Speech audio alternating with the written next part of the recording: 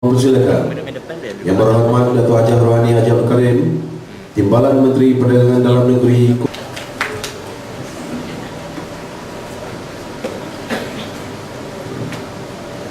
Terima kasih kepada saudara pengurusi majlis. Assalamualaikum warahmatullahi wabarakatuh. Salam sejahtera, salam satu Malaysia, dan salam satu koperasi. Salam koperasi, semua ini satu koperasi. Kepada yang berbahagia Datuk Haji Muhammad Yusof Samsudin, iaitu pengerusi eksekutif Suruhanjaya Koperasi Malaysia.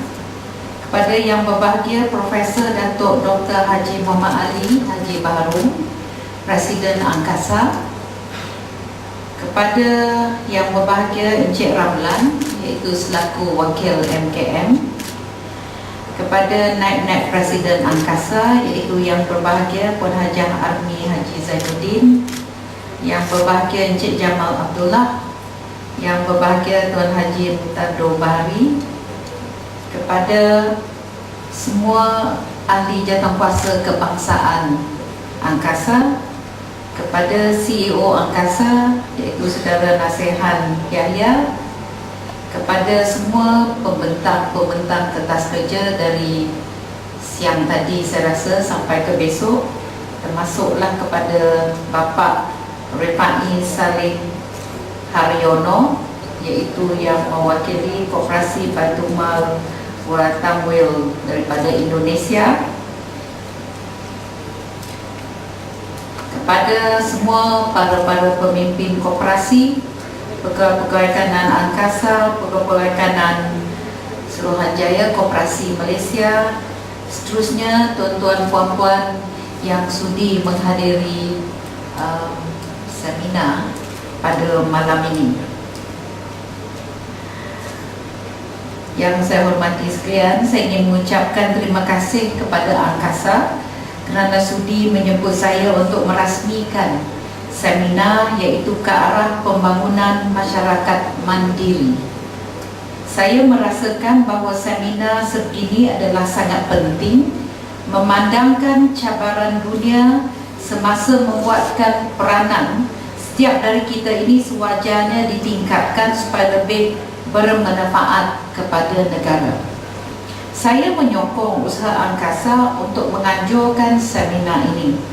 Pertamanya, fokus seminar ini sangat selari dengan peranan Kementerian Perdagangan Dalam Negeri, Koperasi dan Kepenggunaan, dan keduanya seminar ini bertepatan dengan keadaan senario ekonomi sejagat yang dihadapi oleh semua negara pada hari ini tentang kenaikan harga bahan makanan dan juga bahan api yang perlu dicari penyelesaian dengan kadar segera.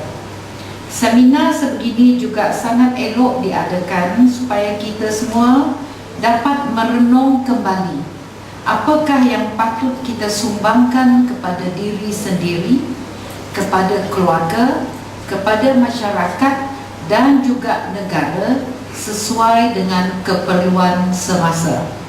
Dari itu saya ingin mengucapkan syabas dan tahniah kepada Angkasa kerana telah dapat mengumpulkan ramai kooperator untuk menghadiri seminar ini, iaitu sudah sampai kepada sasaran 250 orang.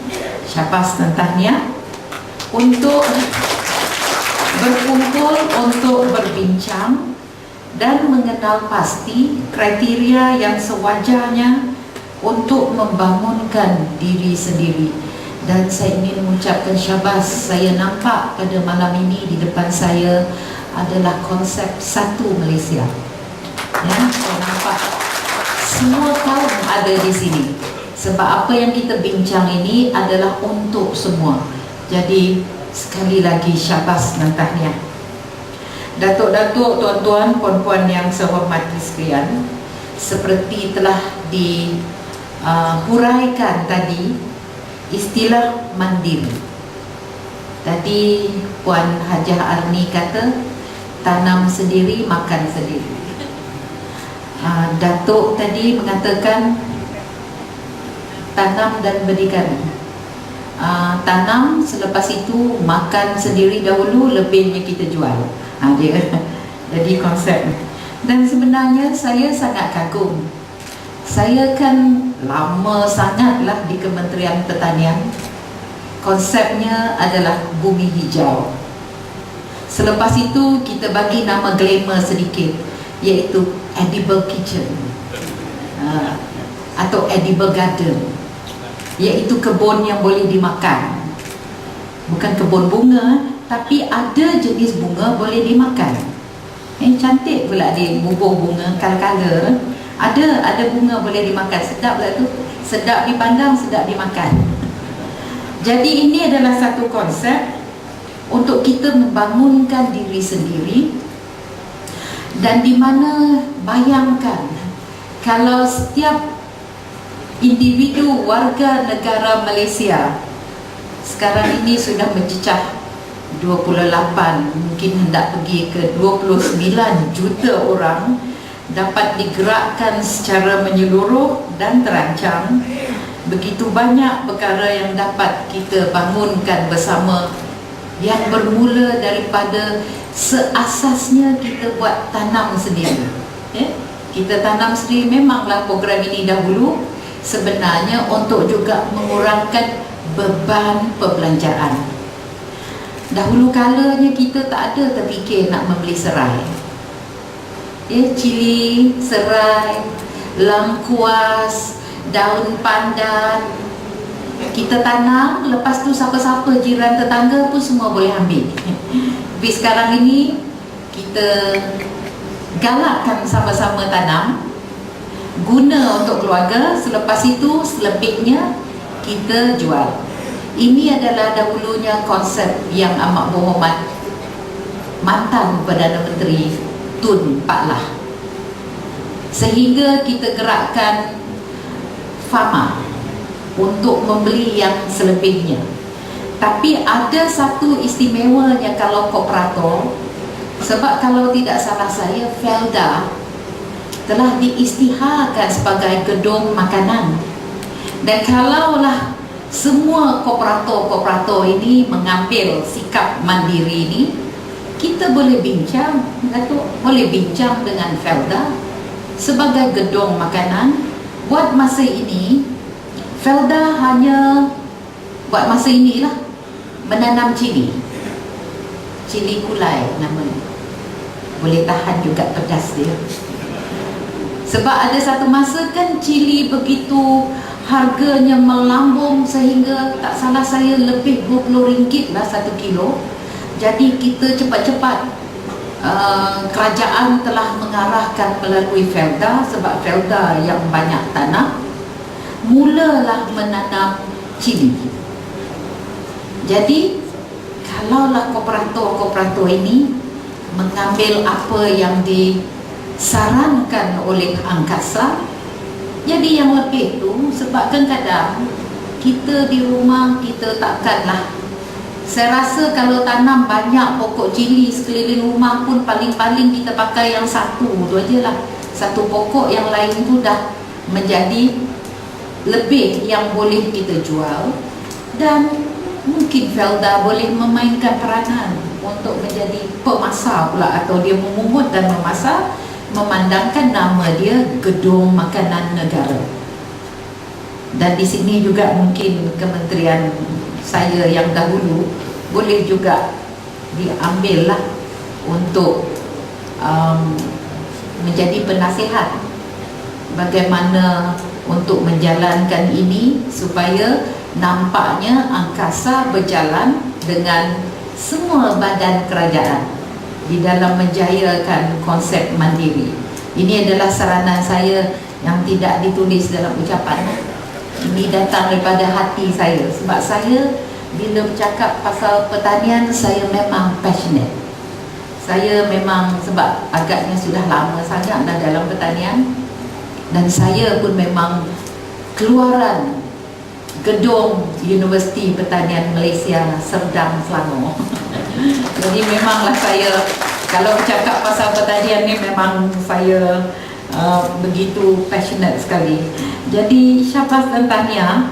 dan saya sangat berharap bahawa ini melalui kooperator atau koperasi kita boleh menunjukkan satu contoh kepada keseluruhannya rakyat di Malaysia. Sebab sebenarnya semua rakyat di Malaysia telah disarankan untuk menjalankan konsep ini dahulu. Tetapi kalau koperasi-koperasi dapat menunjukkan jalan dan ianya berjaya, apa salahnya? Dan sebagai pengeluar makanan, bermula dengan makanan untuk keperluan keluarga atau sendiri, selepas itu kita jual, ini boleh menjadi satu langkah untuk kita mengurangkan import makanan, dan kita dapat mengurangkan pengaliran keluar wang negara. Kita simpan dalam negara dan kita pula boleh menjadi pengekspor. Melihat kepada senario ini, kita perlu berubah supaya makanan kita terjamin, sebab kita tahu apa yang kita tanam, dan tidak bergantung kepada negara luar. Dan negara kita yang memberi penekanan kepada kepentingan yang menjamin security makanan sebagai salah satu strategi utama dalam polisi makanannya. Dan rata-rata semasa semua menteri pertanian dalam dunia ini, mereka telah mengadakan mesyuarat di FAO di Rom, di Itali, memang didapati bahawa negara keseluruhannya akan mengalami kekurangan makanan.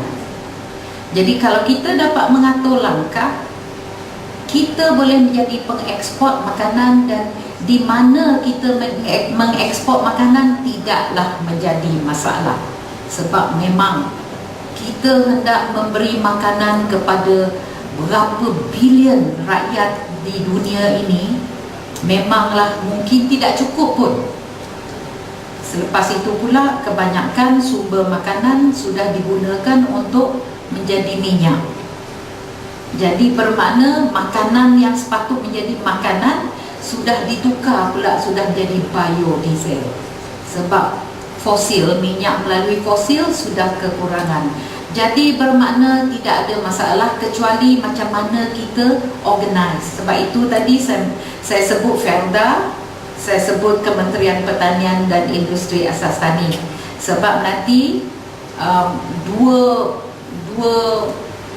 kementerian ini boleh membantu dari segi kalau ada akses, dan mungkin kita mendapati susah untuk kita hendak mengeksporkan. Jadi inilah badan-badan kerajaan yang boleh membantu.